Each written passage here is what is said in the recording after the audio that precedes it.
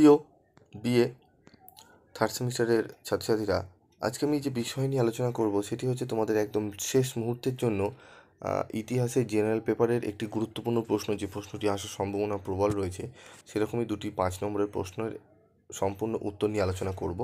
তো ভিডিওটি প্রথম থেকে শেষ পর্যন্ত দেখার জন্য অনুরোধ রইল।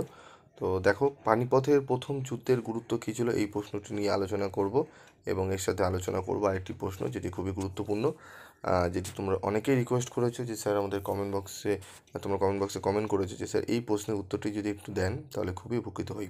তো প্রশ্নটি কি, প্রথম পানিপথের যুদ্ধ অপেক্ষা দ্বিতীয় পানিপথের যুদ্ধ কি বেশি গুরুত্বপূর্ণ ছিল, এই প্রশ্নটি। ঠিক আছে, দেখো আমাদের প্রথম যুদ্ধ, পানিপথের প্রথম যুদ্ধের গুরুত্ব কী ছিল। মুঘল সাম্রাজ্যের সূচনা। মধ্যযুগের ভারত ইতিহাসে পানিপথের প্রথম যুদ্ধ অবশ্যই একটি গুরুত্বপূর্ণ ঘটনা। এই যুদ্ধে বাবরের নেত্রাধীন মুঘল বাহিনী দিল্লি সিংহাসন থেকে লোদি বংশকে অপসারিত করে দীর্ঘ তুর্কি আফগান সুলতানি শাসনের অবসান ঘটায়। এক দিক থেকে এটি ছিল চূড়ান্ত যুদ্ধ। পানিপথের বিজয়ের পরেই দিল্লি সিংহাসনে বাবরের নেতৃত্বে মুঘল শাসনের সূচনা ঘটে। নতুন যুগের তাৎপর্য। মুঘলদের অধীনে ভারতে ইতিহাসের এক নতুন অধ্যায়ের সূচনা হলো। এই প্রথম মুঘল সম্রাটদের নেতৃত্বে সমগ্র ভারতব্যাপী ঐক্যবদ্ধ রাষ্ট্র গঠনের প্রয়াস শুরু হলো, আর তা অনেকাংশে বাস্তবায়িত হলো। রাজনৈতিক ঐক্য, ধর্মীয় সহনশীলতা, সাংস্কৃতিক জাগরণ ইত্যাদির মাধ্যমে ভারত জাতীয় রাষ্ট্র গঠনের সম্ভাবনা উজ্জ্বল হয়ে উঠেছিল। হত্যাকাণ্ড ও লুটপাট। এই যুদ্ধে ব্যাপক হত্যাকাণ্ড ও লুণ্ঠতরাজ হয়েছিল। বাবরের আত্মজীবনী থেকে জানা যায় যে প্রায় 20 থেকে 21 হাজারের মতো লোক মারা গিয়েছিল, কিন্তু হিন্দুস্তানের মানুষদের মধ্যে এই যুদ্ধে 50 থেকে 60 হাজার লোক মারা গিয়েছিল। এত মানব সম্পদ বিনষ্ট হওয়ার ফলে ভারতের প্রাণশক্তি দুর্বল হয়ে পড়েছিল। এছাড়া নষ্ট হয়েছিল প্রচুর অস্ত্রশস্ত্র ও অর্থ। নির্ণায়ক অথচ রাজনৈতিকভাবে গুরুত্বহীন। ঠিক আছে, এই পয়েন্টসটি তোমরা দেখে নাও। এরপরে রয়েছে বাবরের সামনে বহুবিধ সমস্যা। পানিপথের যুদ্ধে ভারত অথবা বাবর কারোরই ভাগ্য নির্ধারিত হয়নি। বাবর দিল্লি সিংহাসন জয় করেছিলেন, কিন্তু সাম্রাজ্য স্থাপনের মতো বিশাল ও কঠিন কাজ তখনও বাকি ছিল। তখনও ভারতের বহু অঞ্চলে আফগান সর্দারদের যথেষ্ট প্রতিপত্তি ছিল। এদের অনেকেই দিল্লির মনসদে বসতে আগ্রহী ছিল। বিহার খাঁর নেতৃত্বে আফগানরা প্রতি আক্রমণের জন্য প্রস্তুতি নিচ্ছিল। মেবারে রাজপুত শৌর্যবীর্যের প্রতিনিধিত্ব করেছিলেন রানা সংগ্রাম সিংহ বা রানা সঙ্গ। ভারত সাম্রাজ্যের অধীনস্থর হওয়ার স্বপ্ন তার ছিল। ভারতের অধীনস্থর হতে গেলে বাবরকে এই দুই পরাক্রান্ত শত্রুকে পরাস্ত না করে উপায় ছিল না। তাই বাবরের পক্ষে পানিপথের প্রথম যুদ্ধ যাত্রার শেষ ছিল না, বরং তা ছিল যাত্রার শুরু। ঠিক আছে, এরপর চলে আসবো আমরা প্রথম পানিপথের যুদ্ধ অপেক্ষা দ্বিতীয় পানিপথের যুদ্ধ কি বেশি গুরুত্বপূর্ণ ছিল, দেখে নেব।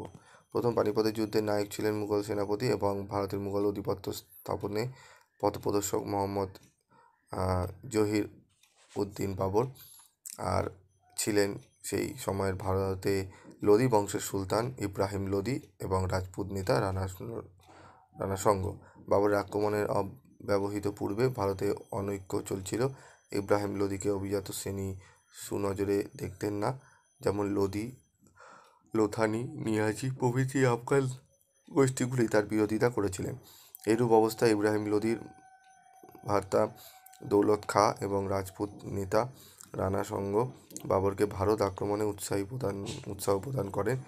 তাদের পরিকল্পনা ছিল যে বাবর ইব্রাহিম লোদিকে পরাস্ত করে ধনরত্ন নিয়ে স্বদেশে ফিরে যাবেন, কিন্তু 1526 খ্রিস্টাব্দে প্রথম পানিপথের যুদ্ধ তিনি ইব্রাহিম লোদিকে পরাস্ত করেন। বাবরের ভারতে থেকে যাবার ইচ্ছা ছিল এবং তারপরে 1527 খ্রিস্টাব্দে ঘাড়ঘরার যুদ্ধে আফগানদের পরাস্ত করেন। শের শাহ ও হুমায়ুন, ওগুলো দেখে নাও তোমরা এবং একটু স্ক্রিনশট তুলে পড়ে নিও। দ্বিতীয় পানিপথের যুদ্ধ। ঠিক আছে, প্রথম পানিপথের যুদ্ধে কানোয়ার এবং ঘাড়ঘরার যুদ্ধে লোদিরা এবং রাজপুত ও আফগানরা পরাজিত হলেও আফগানরা নিঃশেষ হয়ে যায়নি। হুমায়ুনের মৃত্যুর পর মুঘল সাম্রাজ্যকে পুনরায় আফগানদের শত্রুতার সম্মুখীন হতে হয়, কারণ তখন আফগান শক্তি শেষ হয়ে যায়নি। হিমুর নেতৃত্বে আফগানরা শেষবারের জন্য আকবরকে অর্থাৎ মুঘলের আক্রমণ করে। মুঘলদের আকবরের তখন অন্যতম সহায়ক ছিলেন বৈরাম খাঁ। অশেষ দক্ষতার সঙ্গে 1556 খ্রিস্টাব্দে বৈরাম খাঁ মুঘলদের জয়লাভে সাহায্য করেন। 1526 খ্রিস্টাব্দে দ্বিতীয় পানিপথের যুদ্ধ। হিমুর পরাজয়ের পর ভারতে মুঘল আধিপত্য স্থাপনে আর কোনো বাধা রইল না।